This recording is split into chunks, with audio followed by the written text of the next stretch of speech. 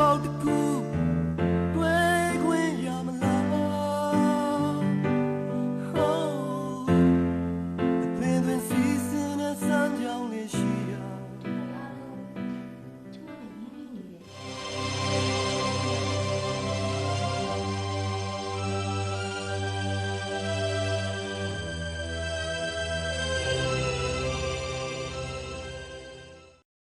မျက်လုံးမှာမေးမျက်လုံးကြီးရှိတယ်ဆိုတိတ်တိတ်ကြကျွန်တော်ယုံနေတယ်မျက်လုံးဒီယုံရောက်လာတာကံတမရဲ့ရက်စက်နှိတ်ကိုယ်တစ်ခုကျွန်တော်စားလို့နေခဲ့တာဒါပေမဲ့ကျွန်တော်ခါတော့ပြောင်းသွားတယ် မင်းတို့ကျွန်တော်နားမှာရှိနေတာအမေကျွန်တော်နားမှာရှိနေတယ်လို့မျိုးကျွန်တော်ခံစားရတယ်ကျွန်တော်ကအရန်ကိုအေးထွေးလုံးကြုံသွားတယ်လို့ပဲဖြစ်နေတယ်လို့ပြန်လာတယ်ကျွန်တော်တော့ပါတယ်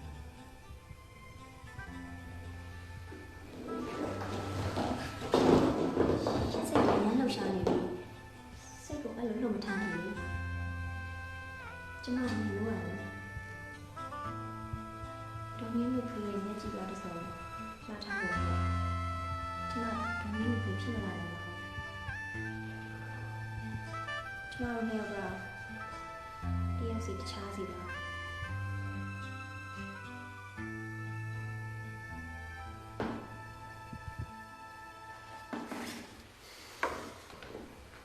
ရှင်လည်းအရင်ပြင်မှန်နေပြီ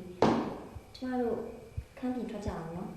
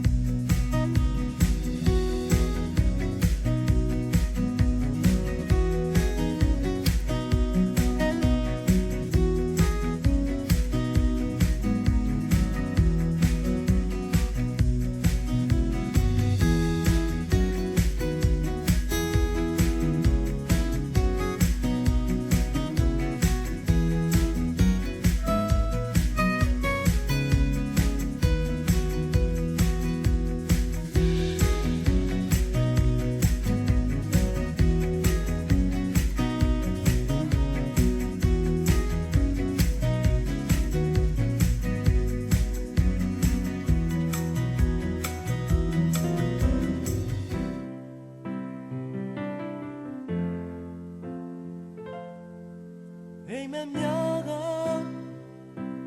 ရိုင်းဆိုင်နေလားကဘာမြေကြီးရဲ့တိတ်ဆောက်မှုလားငါတောင်းတမှုကြော်ခွေရဲ့အလဲမှာရက်တလုံးရှောင်းပေးရမလားမျောလင်းခြင်းအတွက်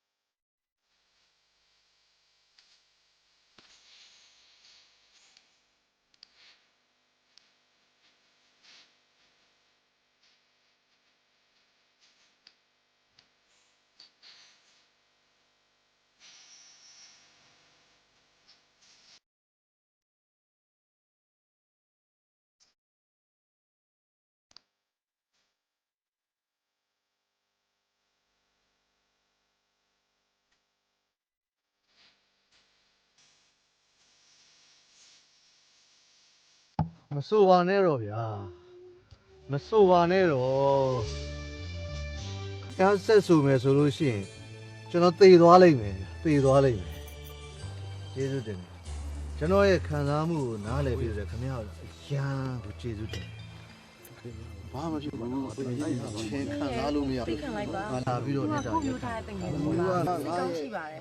မူးနေလို့ပါနော်တောင်းမှမှာရယ်နော်ဆက်ပြီးတော့ပြီးပေးပါဗျာ တမီ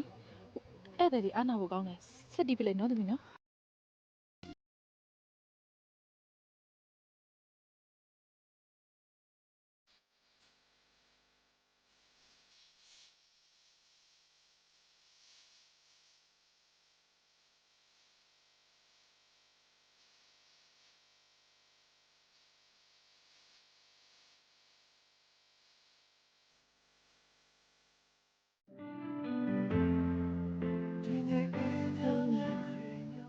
ချစ်ကိုမရှာဖွေရပဲတွေ့တိခံစားလဲရတဲ့နေ့ပဲဆိုတာနောက်တော့မှကျမသိရ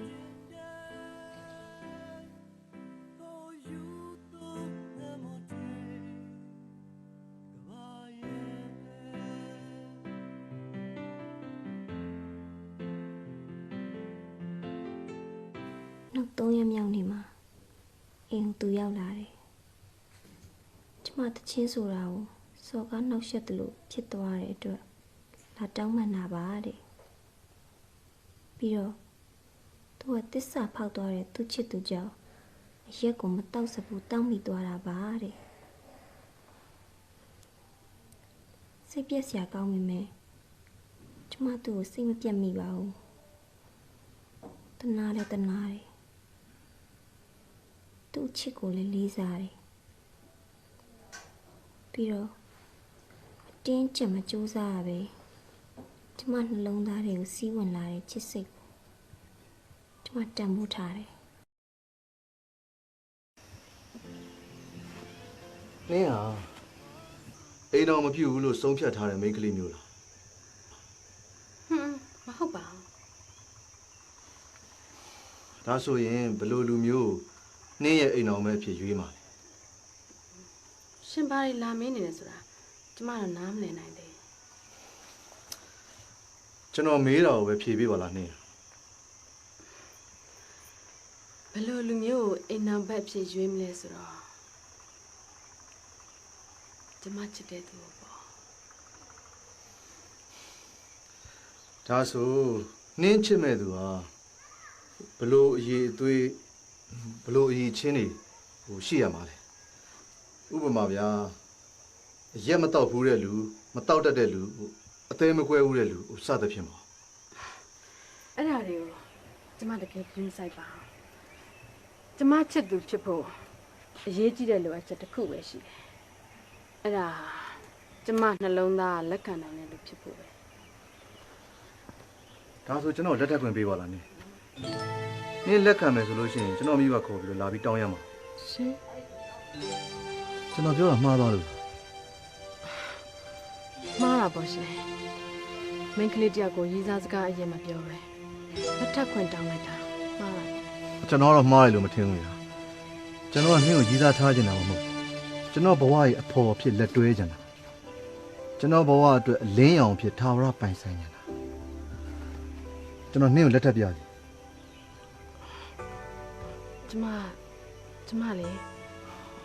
ကျွန်တော်တို့နှစ်ယောက်တွေ့ဆုံရင်းနှီးတဲ့အချိန်ကတူတောင်းမိမယ်9နှစ်လောက်ချစ်သူဖြစ်ခဲ့ဘူးတဲ့ကျွန်တော်ရဲ့ချစ်သူတွေတော့နှင်းကိုပူပြီးတော့ရင်းနှီးနေတယ်လို့ပြောလို့ရှိရင်ယုံလား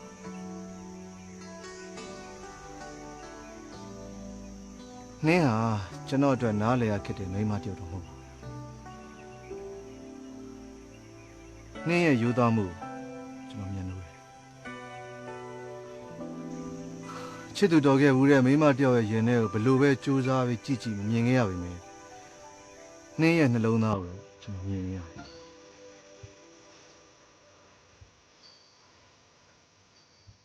ကျမရဲ့နှလုံးသားကိုရင်းနေရတယ် အဲဒါကြောင့်နှင်းကိုချစ်တယ်လို့မပြောဘဲလက်ထပ်ခွင့်တစ်ခါရဲတောင်းတာကျွန်တော်လက်ထပ်ခွင့်ပေးပါလားနှင်း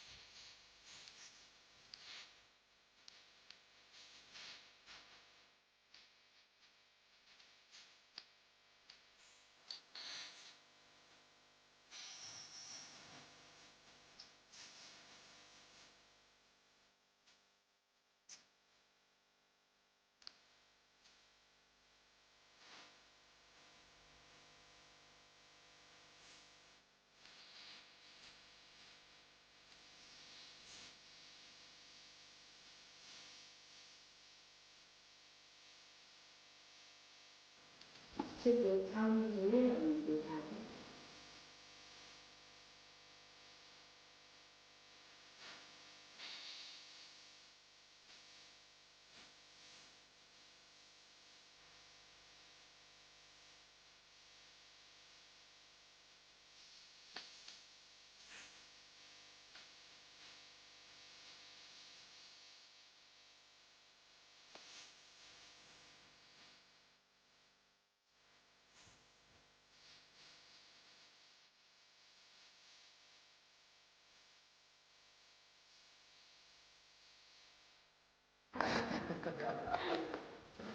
အေးရတခုရဲ့ပျော်ရွှင်ချမ်းမြေ့ကိုခံစားရတဲ့ကောင်းလားမယုံနိုင်စရာကောင်းအောင်ပူရောင်းလာပါတယ်မင်္ဂလာဥစ္စာတွေမှာတော့ကျမပကြီးစွန့်ရင်ထိုင်ကြည့်နေတတ်တဲ့သူဟာတခဏအတွင်းမှာပဲသဘောထားပြောင်းလဲသွားတယ်သူ့ကိုပြစ်ထားလို့ဆိုတဲ့အကြောင်းပြခြင်းနဲ့ကျမရဲ့နားလည်မှုကိုထိပါလာတယ်ဒါပေမဲ့ကျမကိုပဲအားရခဲ့နေတယ်ယောက်ျားတစ်ယောက်ကိုဒီလောက်ထိချစ်မိနေမယ်နားလေသိခံနိုင်ရင်ကောင်းတယ်ခဏလေးတော့မှထင်မထားဘူးဆက်ပတ်တော့မှာအဆုံးသက်ကိုဘလို့လေးချင်းရင်ကောင်းမလဲလို့စဉ်းစားနေနင်းဟာ ခဏလေးပါမောင်ရဲ့ပြီးတော့မှာကွာအာယုံကစူးစီးထားတာအောင်ပြတ်လို့မဖြစ်ဘူး ကိုနေမကောင်းလို့ပြောနေတယ်နင်းဒီပကြီးဆွဲအလုပ်ကဘယ်အချိန်လို့လုပ်လို့ရတယ်မင်းကိုဘာမှမလုပ်ပေးတော့ဘူး ဘယ်လိုဖြစ်တာလဲမောင်ရဲ့ဘာလို့ဒီလောက်တောင်အော်နေရလဲလူကြားလို့လည်းမကောင်းပါဘူးပြီးတော့အဲ့ဒီတန်အောင်နားထောင်ဖို့ကျမခံနိုင်မရှိဘူး အမင်းကကိုနေမကောင်းလို့လာပြောနေတယ်ဘယ်နှခါရှိပြီလဲမင်းကိုတစ်ချက်တော့လှည့်ကြည့်တယ်နော်ကိုကျင်နဲ့သေးတယ်ကိုခုတော့လုံးဝဖြူမဆိုင်ဘူးမင်းစီကကိုမျောလင့်ထားတယ်အလကားပဲနှင်း ကဲပါမောင်ရဲ့ကျမပဲတောင်းမှန်ပါတယ်ဒီလိုပကြီးကားလက်ဆက်တတ်တဲ့နေဆိုရင်မပေးမချင်းထမင်းမစားဟင်းမစားလောက်တတ်တာမောင်လည်းတည်ရ တော်တော့ကွာတော်တော့မပြောနဲ့တော့ဘာမှမကြားကြဘူး နော်လေတိုးတိုးပြောပါဆိုတော့ကြမမေကြားသွားလို့ရှိရင်လင်မယားရံဖြစ်တယ်ထင်နေဦးမှာရှက်စရာကြီး ဘာလဲ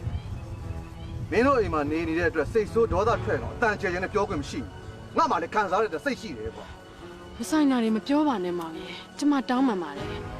ဟိုဒီနေ့ဒီထဲမှာစိတ်နဲ့သွားလို့ဟိုတရားတွေပြက်ကွက်မိတာပါ ဒီနေ့ဟုတ်လားဒီတနေ့တည်းမဟုတ်ဘူးကွာနေ့တိုင်းမင်းဘက်ကပြက်ခွက်နေမင်းရဲ့စံနေရမင်းရဲ့ပကြီးကစုတ်တန်နေကြားထဲမှာပျော်နေတဲ့အချိန်ငါမှတယောက်တည်းငောင်းစင်းနဲ့ဘလောက်တီးချက်မင်းရဲ့မိသားစုမင်းရဲ့အတိုင်းဝိုင်းကြားထဲမှာငါမှစကားပြောချင်အပေါ်မရှိတာမင်းသိရရတယ်တကူကောင်းဆန်တော့နေ မောင်ရဲ့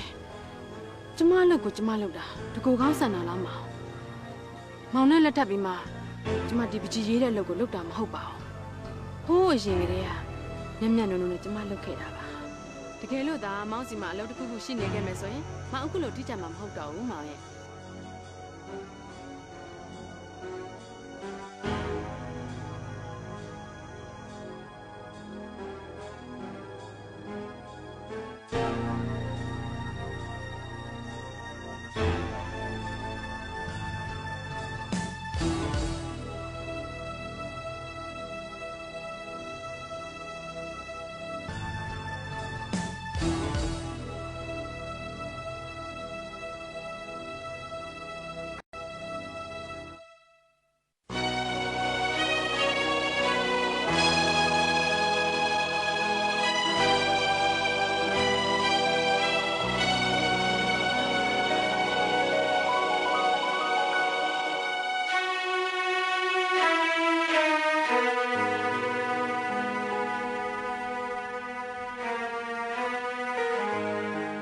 ဟင်းဘာဖြစ်လဲနေမကောင်းဘူး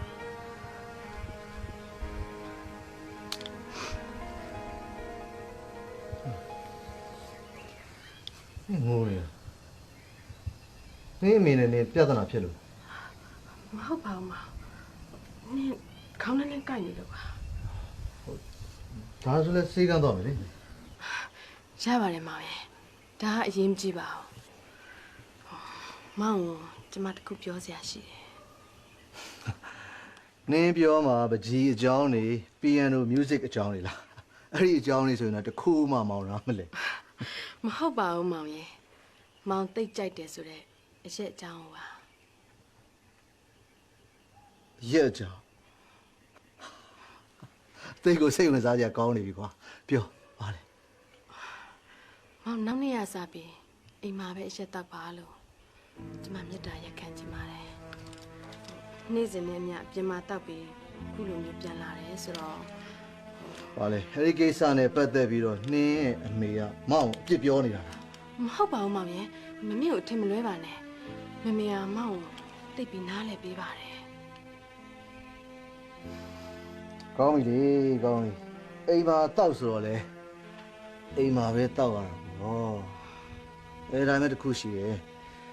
တခါတလေမောင်မိတ်ဆွေအပေါင်းအသင်းတွေကိုအဲ့ခံခြင်းတယ်ရမလား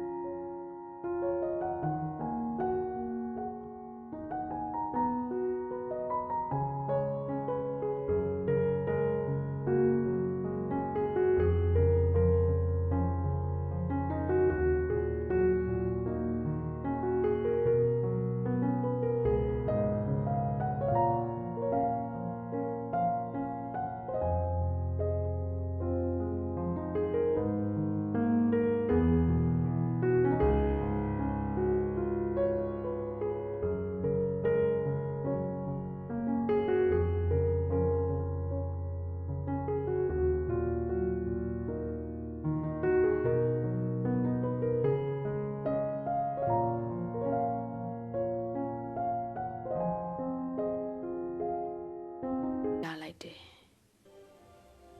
ကလေးတယောက်သာကျမမှာရှိရင်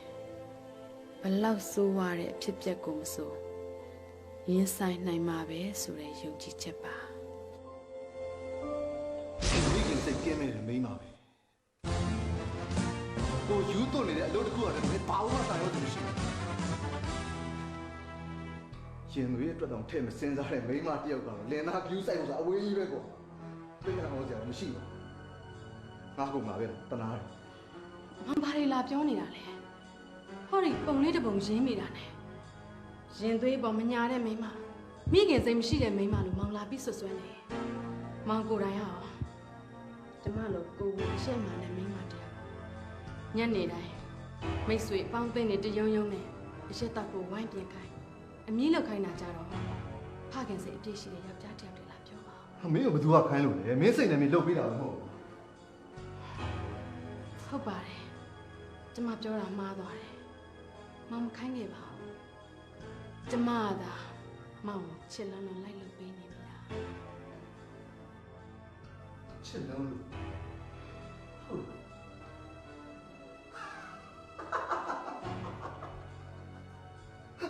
ယုံနှစကားတွေမပြောပါနဲ့ကွာယုံနှစကားတွေမပြောနဲ့အဲ့ဒါအရင်ရှိရတယ်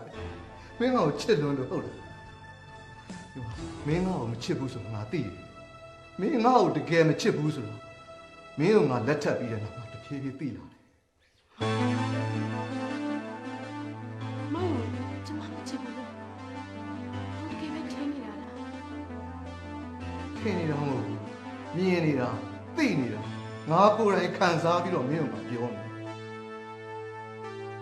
မင်းတကယ်ချစ်မင်းရဲ့အလုပ်မင်းငါ့ကိုတကယ်ချစ်တာမဟုတ်ဘူးမင်းငါ့ကိုပေးခဲ့တာလည်းအချစ်မဟုတ်ဘူးအဲ့တော့မင်းရဲ့ငါဟာရင်ခုန်စရာလည်းမကောင်းဘူးကြည်နူးစရာလည်းမကောင်းဘူးမင်းဘဝမှာမင်းတကယ်တမ်းချစ်မင်းရဲ့အလုပ်မင်းအလုပ်ရဲ့မင်းရဲ့အောင်မြင်မှုငါရဲ့အဲ့ဒါကြီးအောင်ရှင်ပြီးရွေးနေဆိုမင်းငါ့ကိုထားခဲ့နေဆိုတာသိနေ မ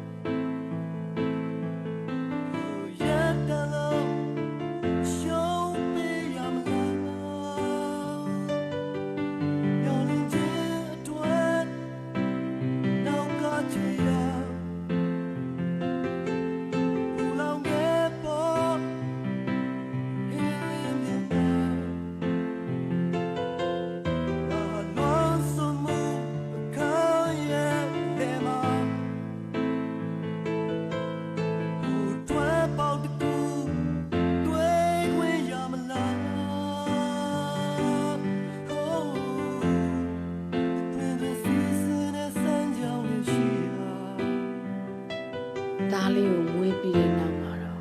သူ့ကိုချစ်ခဲ့တဲ့ချစ်တွေစားကြောက်စရာကောင်းလောက်တဲ့ဥပိ္ပခာတရားတွေကျမရှင်နဲ့ချစ်တဲ့တူကျမစိတ်ထဲမှာဖြစ်သွားတာလေ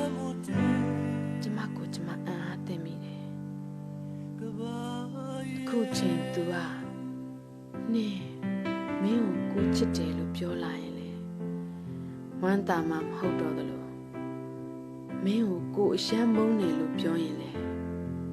ဝမ်းနဲ့မှမဟုတ်တော့ပါဘူးတေချာတာကတော့အခုချိန်မှာကျမရဲ့ကဘာဟာတဖြည်းဖြည်းဖွံ့ထွားကြီးပြင်းလာတယ်ကျမရဲ့သားလေးပါပဲသားလေးစီမှာသူ့အဖေမေတို့ရဲ့မအောင်မြင်တဲ့အိမ်အောင်ရေးအရေးတွေမလွှမ်းမိုးစေခြင်းဘူးအဲ့ဒီအသိစိတ်ဓာတ်ကြောင့်ပဲကျမကသူ့ကိုအဆုံးစွန်ထိသီးခံနိုင်ခဲ့တာပေါ့ဒါပေမဲ့သူဟာကျမရဲ့သီးခံမှုကိုအခွင့်အရေးယူတတ်တဲ့တကူကောင်းဆန်တဲ့ယောက်ျားတစ်ယောက်ပဲဆိုတာကျမထပ်သိရတယ်နင်းကိုယ့်ရဲ့ရင်းနှီးဆုံးမိတ်ဆွေတယောက်ဘယ်ကိုလာလိမ့်မယ် ဟုတ်ကဲ့မခန်းလုံးအခန်းခန်းရှင်းကနေပါမယ်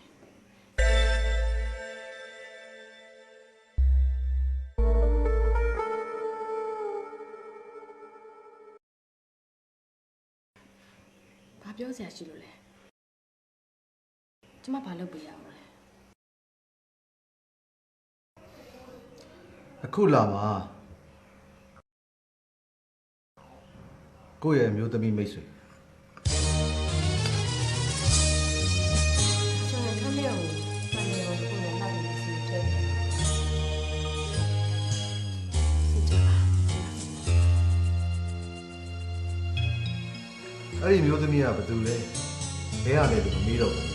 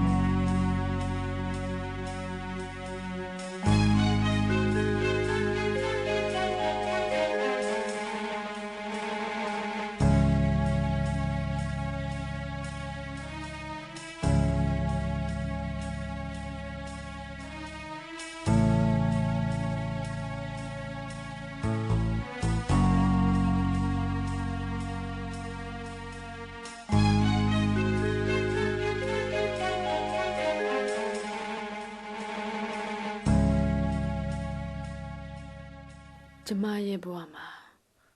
တားဟာအတိတ်ကပါပဲသူ့အဖေနဲ့တစိမ့်မိန်းမတယောက်တပူးတွဲဆက်ဆံမှုတခန်းထဲမှာအတူနေမှုတို့ကြောင့်တားရဲ့စိတ်ကိုတန်ရာရစေမှအမှန်ပါဒါကြောင့်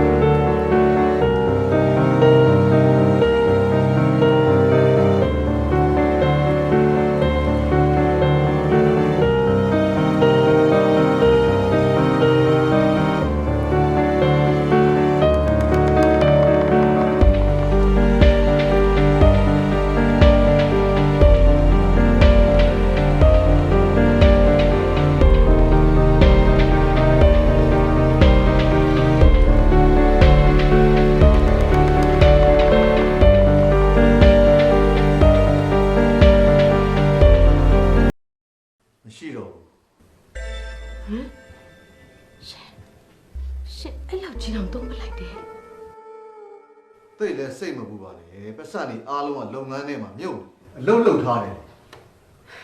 ဟာလေဒီငွေလေး3 သိန်းတော့မှမင်းကကို့ကိုမပေးချင်တော့ဘူးလား ရှင်ကိုမပေးပါဘူးလို့ဘသူကပြောနေလို့လဲ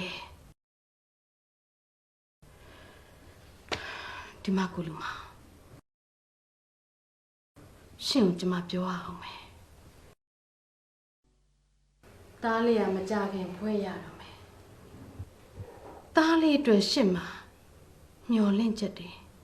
ရည်ရွယ်ချက်တွေမရှိတော့ဘူးလားရှင်ရဲ့အသေးတွေအခုချိန်ထိကွဲနေတော့မယ်လားစိတ်ကူးရင်ကဘာရဲရနေလက်တွေ့ဘဝတွေကိုရှင်ထွက်မလာတော့ဘူးလား လက်တွေ့ပေါ်မှာ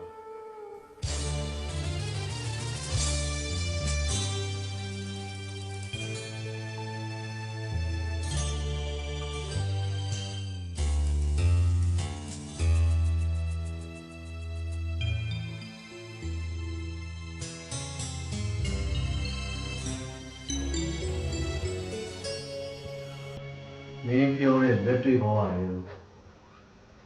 ကိုယ်ဘယ်တော့မှပြန်ကြောက်မှာမဟုတ်ဘူးတဲတော့မှလည်းပြန်ကြမှာမဟုတ်တော့ဘူး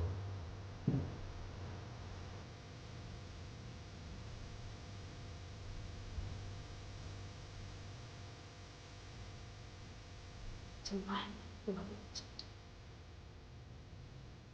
နာကတိအားလုံးဆုံးရှုံး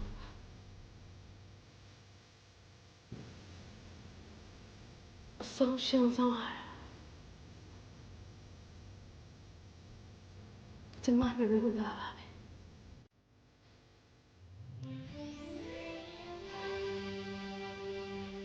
ရှင်ဟာကျမနဲ့လက်ထပ်မိတာဝတ်ကျွေးလို့ထင်နေတာ ထင်နေတာမဟုတ်ဘူးတကယ်ကိုလက်ခံလိုက်တာအဲ့ဒီဝေကျွေးတွေဟာဘယ်တော့မှလည်းဆုံးသက်မှာမဟုတ်တော့ဘူး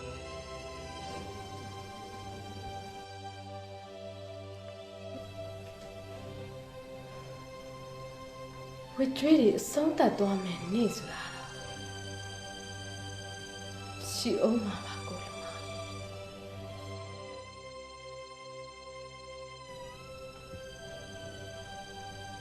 အဲ့ဒီနေ့ဟာရှင်ဖြစ်ဖြစ်ကျမဖြစ်ဖြစ်တယောက်ယောက်ပေးသွားမယ်နေ့ပဲ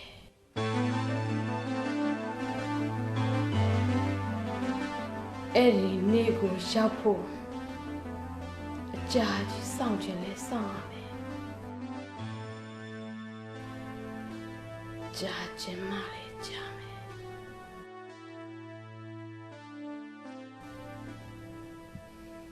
ကောင်းဆုံးကတော့ရှင်နဲ့ကျမစိတ်ရှိဖို့ပဲဟုတ်တယ်မလားကိုလူမ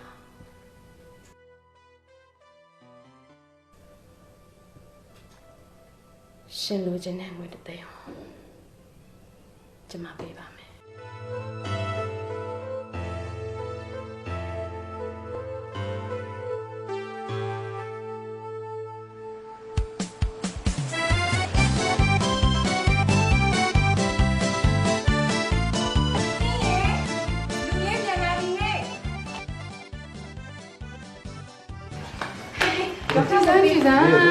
အကြောင်းမကြောင်းပါမကြားနဲ့သားရဲ့ဗါလေမမေကိုအောင်သွားစေချင်လို့လားမမေကလေသားလေးဒီနေ့ပြန်လာမယ်ဆိုတော့ကြိုပြီးသိပြီးသားလာတော့ကြိုအောင်မလို့နင်းနေကြတယ်ကားမမောင်းချင်တာလေ ရပါတယ်မေဒါကလည်းမျိုးလာကြပါသူတိတ်တိတ်ပေးတာဖေရ ရှိပါတယ်သားရဲ့ထုံးစံတိုင်းကဲပေါ်နှုတ်ဆက်လိုက်ပေါ်နှုတ်ဆက်လိုက်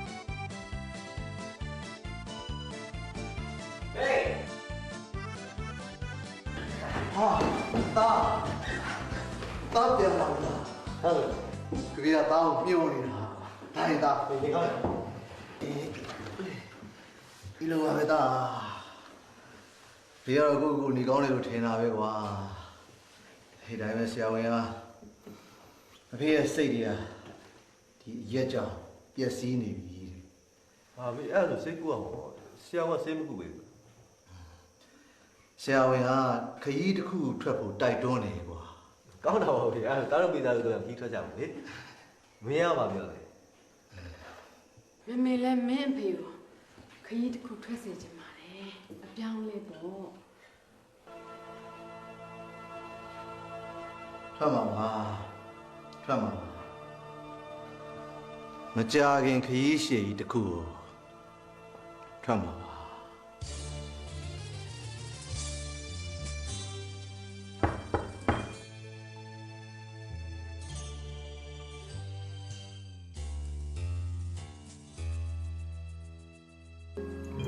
နေခဏလာပါ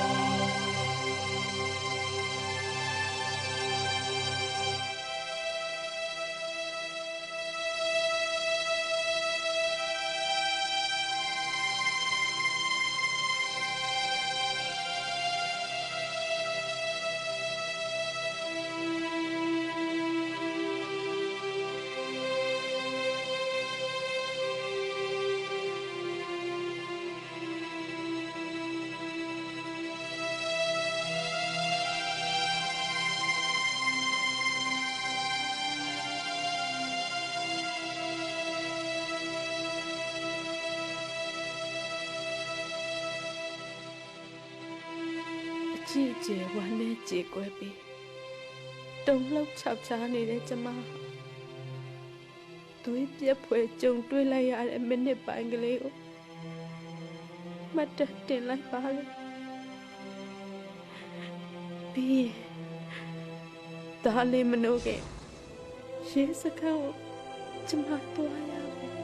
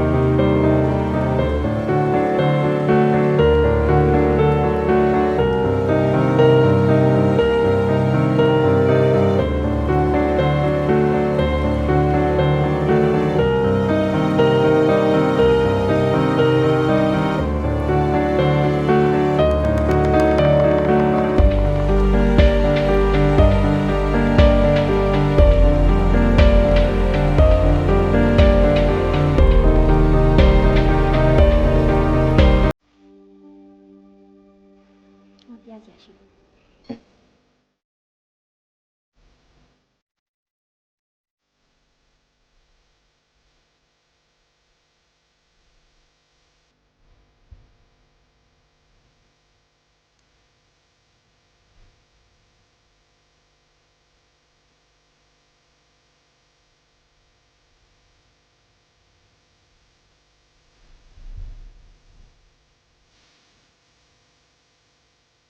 ဒါညတော့ခုနေခံနေရတွေ့တဲ့ပစ္စည်းတွေပါဒီစာအုပ်လေးတွေကစာအုပ်ခွင့်မတောင်းမှဖမ်းမိရတဲ့အတွက်ကျမကိုခွင့်မပါ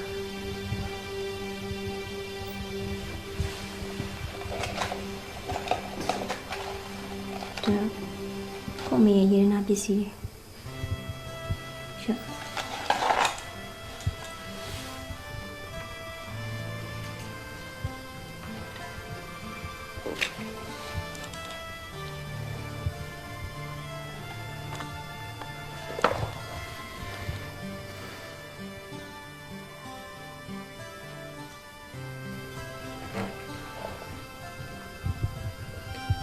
ကျွန်တော်ညာရဲဆုံးဖြတ်ချက်တစ်ခုချတာအမေနဲ့ပတ်သက်မြတ်အမေနဲ့သက်ဆိုင်တဲ့ပစ္စည်းတွေအားလုံးကျွန်တော်လည်းလို့တော့ပြလိုက်တော့ ဟာကျမလက်မခံမရစီနဲ့ လက်ခံပါနဲ့လို့ကျွန်တော်ရင်ထဲကတကယ်ဆန္ဒတစ်ခုပါတကယ်စကားပါ မဟုတ်သေးဘူးလေခေါခုံမြင်လိုက်တာနဲ့နဲ့ရှန်ရှန်ရင်းနှီးခံစားရတာကိုကျမဝန်ခံပါတယ်ဒါပေမဲ့တကယ်တမ်းအမှန်တရားကိုပြောရရင်ရှင်နဲ့ကျမနဲ့မနေ့ကမှစတွေ့ကြတဲ့ဒစိမ့်တွေပါ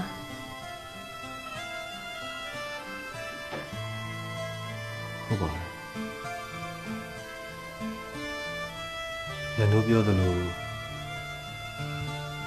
ကျွန်တော်တို့ညောင်မနေ့ကမှစတွေ့ကြတဲ့ဒစိမ့်နေဆိုကျွန်တော်စိတ်ထဲမှာတော့မင်းတို့နဲ့ကျွန်တော်တဘောဆိုရင်းနှီးနေတဲ့လူတွေလို့ကျွန်တော်ခံစားရတယ်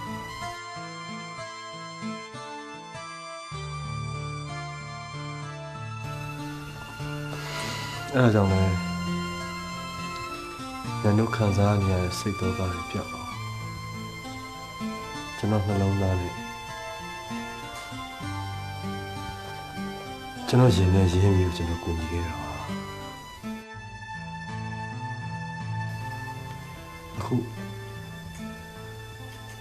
အခုမြန်တို့စကားရဆိုရင်မြန်တို့ကသိကျင်တာတွေအားလုံးသိပြီးသွားပြီအဲ့တော့ဒီရင်ကနေပြီးတော့ဒစိမ့်တယောက်လို့အားလုံးထားကြတယ်မြန်တို့ထွက်သွားတော့မှာပေါ့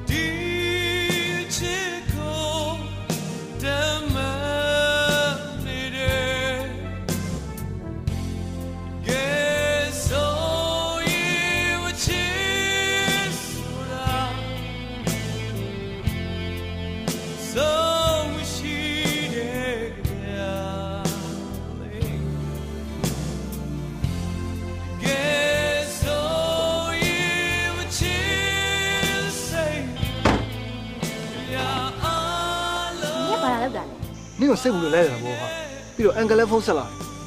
တရက်နေ့ကနေ तू ရောက်မယ်ဆိုလို့ငါလာခေါ်တာ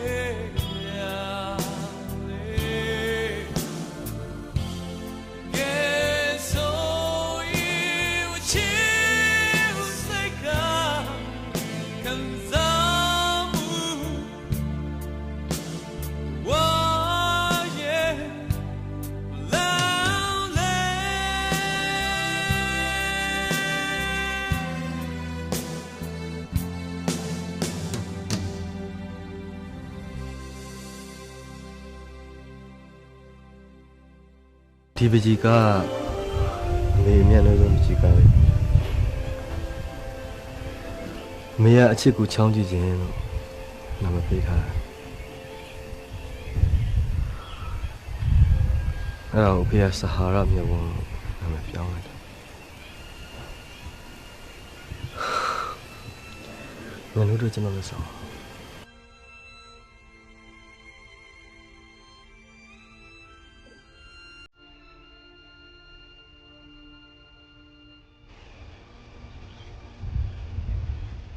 ဒီပကြီးကောက်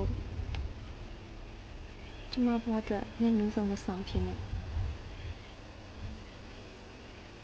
ကျမတမှုထားပါမယ်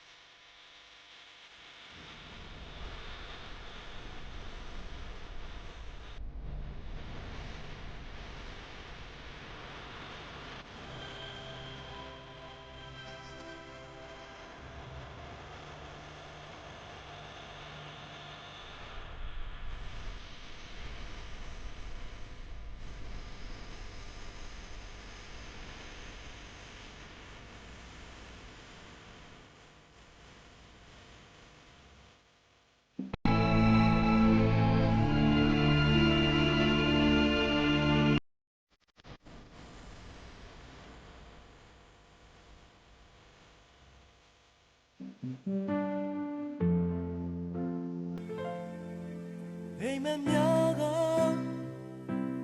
ရိုင်းဆိုင်နေလားကဘာမြေကြီးရဲ့တင်းဆောင်မလားငါတောင်းတမှုကြော်ခွေရဲ့လေမရပ်တလို့ရှောင်းပြရမလားမျောလင်းခြင်းအတွက်နောက်ကချီရဘူလောင်ခဲ့ပေါ်ဟင်းလင်းပြမငါလွန်စုံမှုအခန်းရဲ့လေမထွက်ပေါက်တစ်ခုတွေ့ခွင့်ရမလား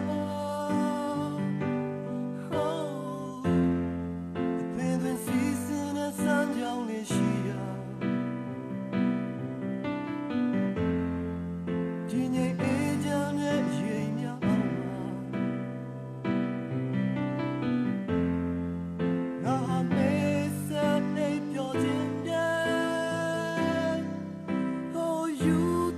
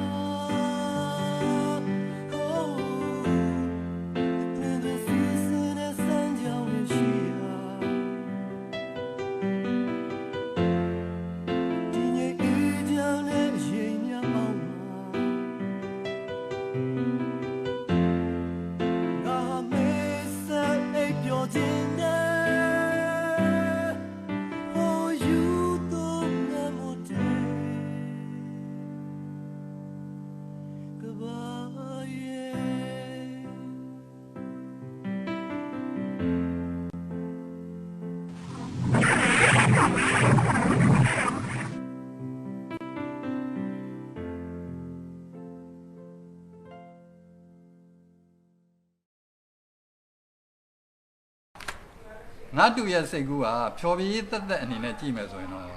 ကားကောင်းလေးတကားဖြစ်နိုင်ပါ ငါသားကတော့လှုပ်ပြီ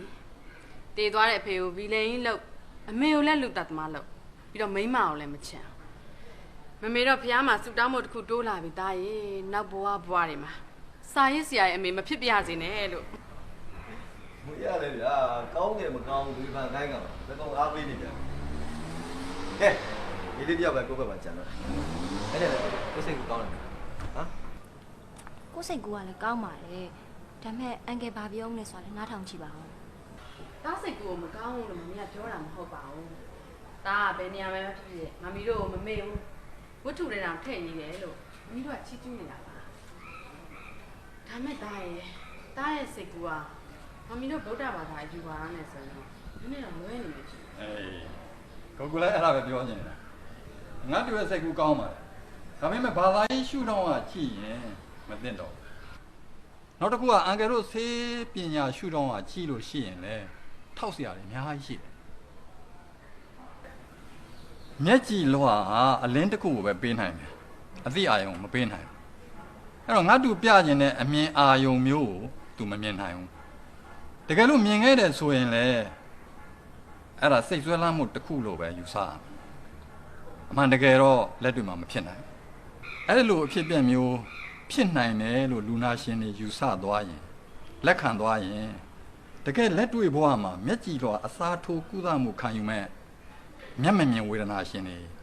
နားလည်မှုလွဲသွားနိုင်တယ်အဲ့လိုနားလည်မှုလွဲသွားရင်မျက်ကြည်လွှာလှူသူရောအလှခံသူရောအဟံတားဖြစ်နိုင်တယ်အထင်မှားမြန်မှာဖြစ်နိုင်တာပေါ့ကွာ ငါဆက်လို့လည်းဟိုကမှမသိတော့ အဲ့ဆိုလဲအန်ကယ်ဟိုဘလို့ပြင်ရမလဲဆိုတာအချက်ညံလေးပါလေးပြပါဦးဒီမှာအန်ကယ်တူကမှိုင်းနေပြီ ကဲဒါဆိုရင်အန်ကယ်အကြံဉာဏ်ပေးချင်တာတော့ရောက်ငါတူရဲ့ဇလန်းကိုစင်စာဘွဲကိုတင်ပြသူတို့ရဲ့အကြံဉာဏ်ကိုယူဒါဆိုရင်ငါတူရဲ့စိတ်ကူးနဲ့ဇလန်းမပြတ်စည်းတော့ဘူးဟုတ်ပြီလား ခက်တာပဲငယ်ကျွန်တော်တို့အမှုပညာသမားတွေကလည်းကိုယ်စိတ်ထဲမှာဖြစ်လာတဲ့စိတ်ကူးတွေအတွေးတွေကိုထုတ်ပြကုန်ထုတ်ချကုန်မရတော့ဘူးဆိုရင်မျောလင်းချက်တွေအားလုံးပြည့်စည်သွားသလိုပဲဘာမှလုပ်ချင်ကန်ချင်တယ်မရှိတော့ဘဝအပိုင်းစားတစ်ခုတည်သွားသလိုပဲ ကဲပါသားရဲ့အဲ့လောက်လေစိတ်ဓာတ်ကြမနေပါနဲ့တားစိတ်ကူကိုယုတ်တိရှိအောင်အရင်ကြိုးစားကိုယ့်ရဲ့အနုပညာဖန်တီးမှုဟာပြိတ္တစီရောက်တဲ့အခါဘာတွေဖြစ်သွားမလဲအဲ့ဒါမှန်းဆပြီးမှတားစိတ်ကူပြိတ္တထဲရအောင်မမီတို့ဝိုင်းပြီးကြိုးစားကြတာပေါ့ ဟုတ်တာလည်းကိုယ်နိုင်ငံလိုဆိုင်ဆိုင်ကြောက်ဖြစ်ပြီးတော့ကလေးကြောက်ငိုးလို့ကိုယ်ပဲကလေးကြောက်ကိုဖြစ်တယ်ကလေးကမင်းရှက်လိုက်ပြီးရှက်လိုက် ရှစ်ဘူးကိုမရှိဘူးကွာမဟုတ်တယ်ကွာငါတမီးလေးရှိရဲ့အတွက်ဘယ်လိုလုပ်ရမလဲနော်ကဲအဲ့ဒါဆိုလို့ရှိရင်တော့ရာကြီးလူပြီးတော့စံသာပြီးသွားပြီးတော့လုပ်ပြရမယ်ပါညာညာလေးတောက်လိုက်ငါတမီးလေးငိုတော့ဘူးကြီးကြပြီ